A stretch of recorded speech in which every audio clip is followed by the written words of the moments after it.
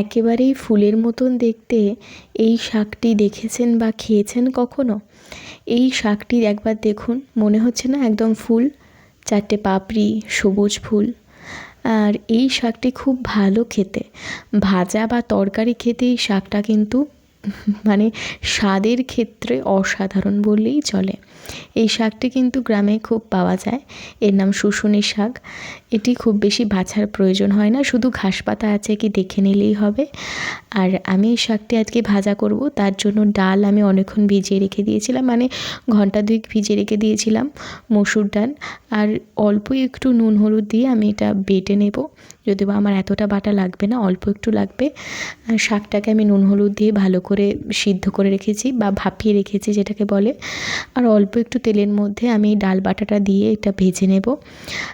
আবারও বলে রাখি, যেমনভাবে আমরা শাক ভাপিয়ে নিই সেভাবে একটু শাকটা ভাপিয়ে নেবেন। আমি শুধু শুধু শাক ভাপানোর ভিডিও দেখিয়ে ভিডিওটা বড় করতে চাইলাম না বা আপনাদের সময় নষ্ট করতে চাইলাম না। তারপরে এইভাবে ভালো করে ভাজা হয়ে গেলে এটা ছোটো ছোটো করে টুকরো করে নেব খুন্তির সাহায্যে। আপনারা এটা নাবিয়ে নিয়ে হাতের সাহায্যেও করতে পারেন। আমিও এটা হাতের সাহায্যেই করেছি, জাস্ট খুন্তির সাহায্যে একটু করে নিয়েছি হালকা। তারপরে অল্প একটু তেল দিয়ে দুটো শুকনো লঙ্কা, পেঁয়াজ দিলাম। খুব ভালো করে এটা ভাজা ভাজা করে নেব।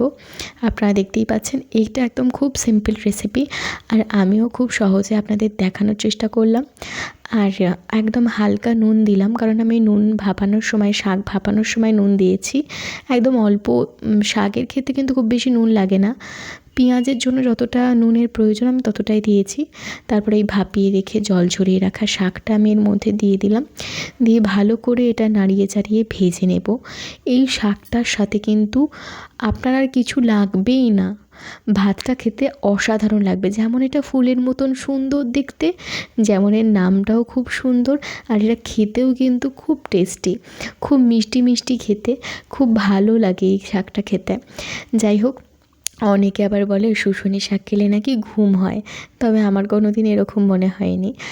যাই হোক, তবে হ্যাঁ, ঘুম হতেও পারে, আমি হয়তো ঘুমাই না বলে আমার এরকম মনে হয় দুপুরের দিকে। যাই হোক, আমি ডাল ভাজাগুলো টুকরোগুলো দিয়ে দিলাম, দিয়ে ভালো করে নাড়াচাড়া করে নিলাম। আর কিছুই না, এবার গরম গরম ভাতের সাথে পরিবেশন করুন এই রান্নাটি। রেসিপিটা কেমন লাগলো জানাতে ভুলবেন না। আর হ্যাঁ, বাজারে শুশুনি শাক খুঁজে একবার এই রান্নাটা করে দেখুন, এই সময় কিন্তু এই শাকটা পাওয়া যায়।